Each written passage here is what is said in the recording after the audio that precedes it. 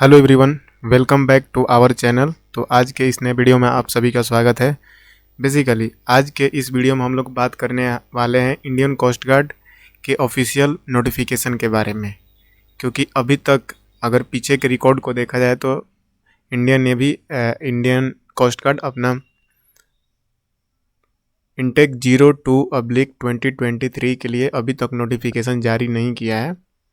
हाँ, मान रहा हूँ कि थोड़ा सा लेट हो गया है, बट हाँ, दो या 3 दिन या जो भी जितना दिन लगे इस मंथ में आपका इसके लिए इंटेक 02/2023 के लिए नोटिफिकेशन जारी हो जाएगा।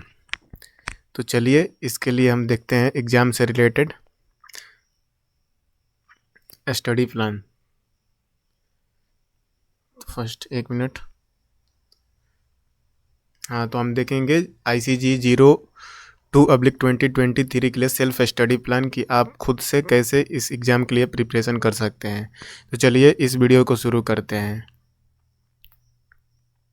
First, how to study and time table. तो यार इसके लिए आपको पहले एक स्पेसिफिक टाइम टेबल डिसाइड करना होगा और एक स्टडी शेड्यूल जिसके तहत आप उस एग्ज़ाम का प्रिपरेशन स्पेसिफिक रूप से कर पाएँ। सेल्फ स्टडी प्लान के बारे में रिगार्डिंग इस वीडियो में हम बातें करेंगे और क्या उसका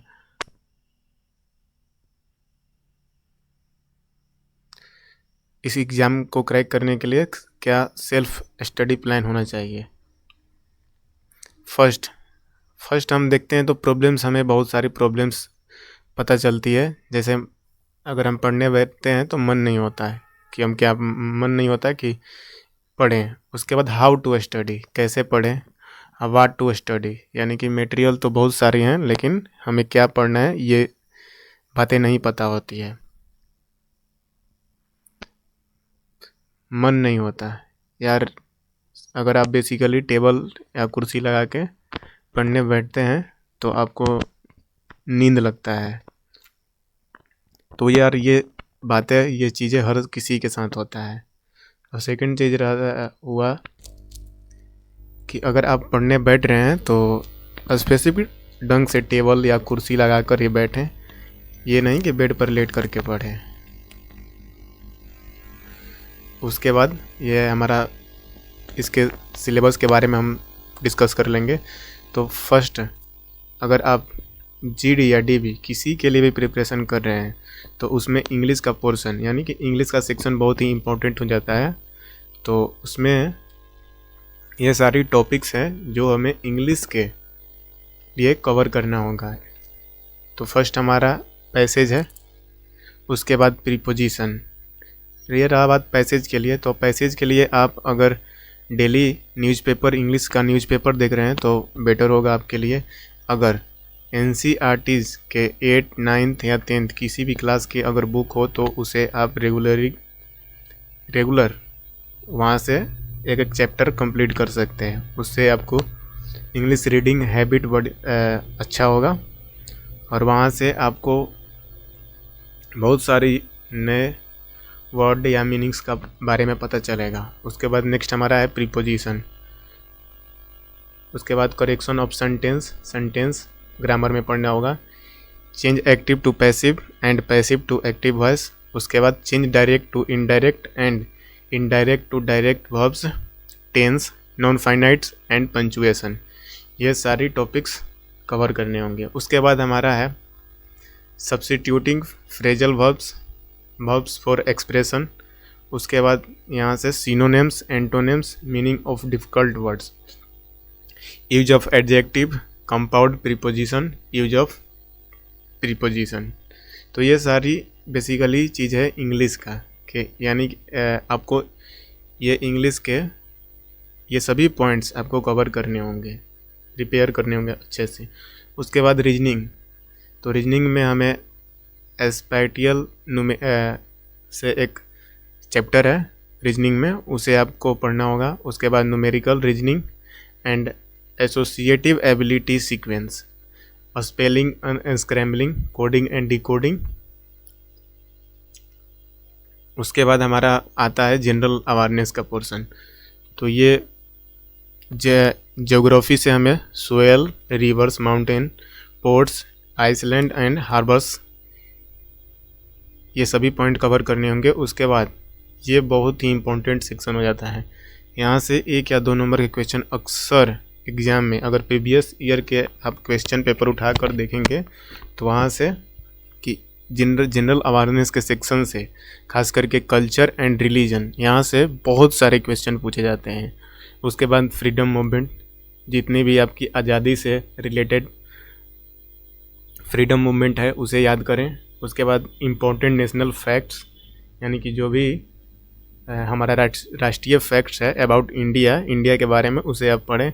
जितने भी वर्ल्ड हेरिटेज हैं उसे पढ़ें। उसके बाद आर्ट्स एंड डांस, यानी कि किस स्टेट का कौन सा उनका कल्चरल डांस है, उसका नाम आपको याद करना होगा। उसके बाद हिस्ट्री, अगर हिस्ट्री में देखें तो डिफेंस से रिलेटेड जितने सारे क्वेश्चन हो सके आप उसे प्रिपेयर करें। Wars and नेवर्स, awards and author, discoveries and disease and nutrition, यानी कि बीमारी और उसके पोषक तत्व, ये सारी चीज़ें आपको कवर करनी होंगी। उसके बाद नेक्स्ट हमारा आता है करंट अफेयर्स, लैंग्वेजेस, यानी कि किस देश में, यानी कि हर एक देश का अपना अलग अलग लैंग्वेज होता है, तो वहाँ का क्या लैंग्वेज है ये याद करना होगा। वहाँ पर उनका कैपिटल क्या है, हर एक कंट्री का कैपिटल, और वहाँ की currencies, common names and full forms आप जितना हो सके कहीं से भी, किसी भी बुक से मिले वहाँ से आप उसको प्रिपेयर कर सकते हैं। उसके बाद इमिनेंट पर्सनालिटीज, नेशनल वर्ड, राष्ट्रीय पक्षी, animals, sports and flowers, anthem, song, flag, ये सारी चीज़ें आपको बेसिकली कवर करनी होंगी। उसके बाद स्पोर्ट्स में championship, winners, terms, numbers of player, championship जितनी भी होती हैं वे सारे याद करें। उनके विनर कौन है प्रीवियस ईयर या फ़िलहाल में भी जो सारे हैं वो वे याद कर लें। उसके बाद टर्म्स, यानी कि हर खेल में कुछ कुछ अलग टर्म्स होता है। जैसे अगर क्रिकेट आप खेल रहे हैं तो गली, मिड पॉइंट, ऐसे ऐसे पॉइंट्स होते हैं। ये सारे रिलेटेड स्पोर्ट्स रिलेटेड टर्म्स हैं। उसके बाद नंबर्स ऑफ प्लेयर, यानी कि किस खेल में कितने प्लेयर खेलते हैं। जैसे कि अगर बात करें फुटबॉल, क्रिकेट, तो ये इन सभी में 11 प्लेयर खेलते हैं। अगर बास्केटबॉल की बात करी जाए तो उसमें 6x6, यानी कि बहुत तरफ 6 प्लेयर होते हैं। तो ये सारी इन तरह के क्वेश्चन को आप अच्छे से प्रिपेयर कर लें। उसके बाद science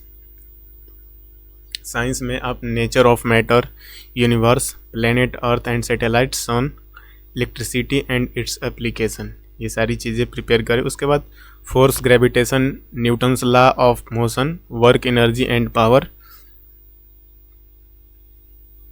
heat, temperature, metals, non metals, carbon, its compounds, measurement in science, sound wave and motion, atomic structure.